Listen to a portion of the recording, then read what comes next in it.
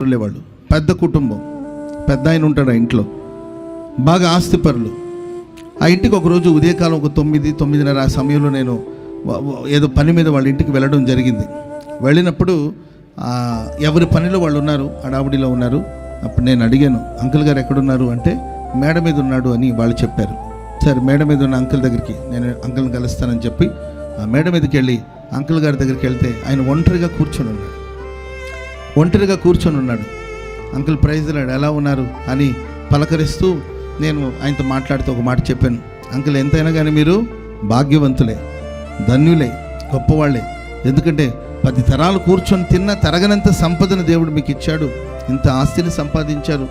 ఇంత పెద్ద అద్భుతమైన ఇల్లు, ఇన్ని గదులతో అద్భుతంగా నిర్మించుకున్న ఇల్లుంది మీకేంటి కొదవ అంకల్?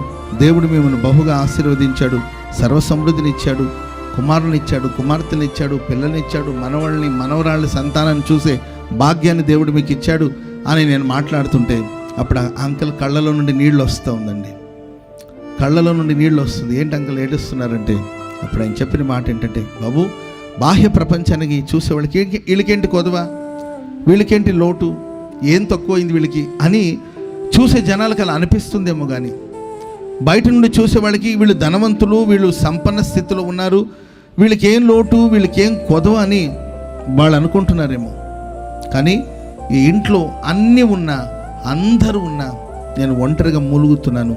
నా ప్రాణానికి నెమ్మది లేదయ్యా, నా ప్రాణానికి ప్రశాంతత లేదు. అందరూ ఉన్నారు, కట్టుకున్న భార్య ఉంది, కడుపును పుట్టిన పిల్లలు ఉన్నారు, మాకు వ్యాపారాలు ఉన్నాయి, పిల్లలు ఉద్యోగాలు చేస్తున్నారు, తినడానికి కొదవలేదు, ఎందరో పని వాళ్ళు ఇక్కడ పనిచేస్తున్నారు. ఇవన్నీ ఉన్నప్పుడు కూడా ఏదో తెలియని కలవరం, ఏదో బాధ నన్ను వేధిస్తుంది, మనసులో నెమ్మది లేదు, ప్రశాంతత లేదని ఆయన కంటిని నీళ్లు పెట్టుకున్నాడు. బాబు, 9:30 అవుతుంది, ఎవరి పనులలో వాళ్ళు ఉంటున్నారు. పెద్ద ఆయన ఒక ఆయన ఉన్నాడనే విషయం కూడా ఎవరికి గుర్తులేదు, ఎవరి పనులలో వాళ్ళు బిజీ అయిపోయారు.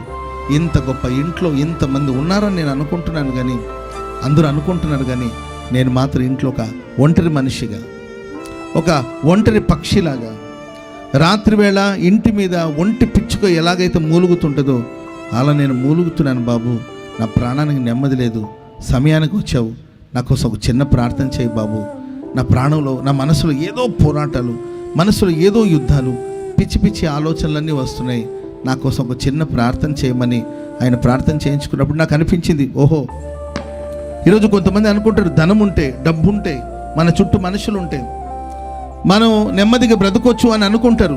అది తప్పుడు ఆలోచన. దేవుని బిడ్డలారా, విస్తారమైన ధనం ఉన్నప్పటికీ కూడా అక్కడ నెమ్మది లేకపోతే అది నిష్ప్రయోజనమే అవుతుంది. మనకు నెమ్మది కావాలి, మనకు సమాధానం కావాలి, మనకు ప్రశాంతత కావాలి.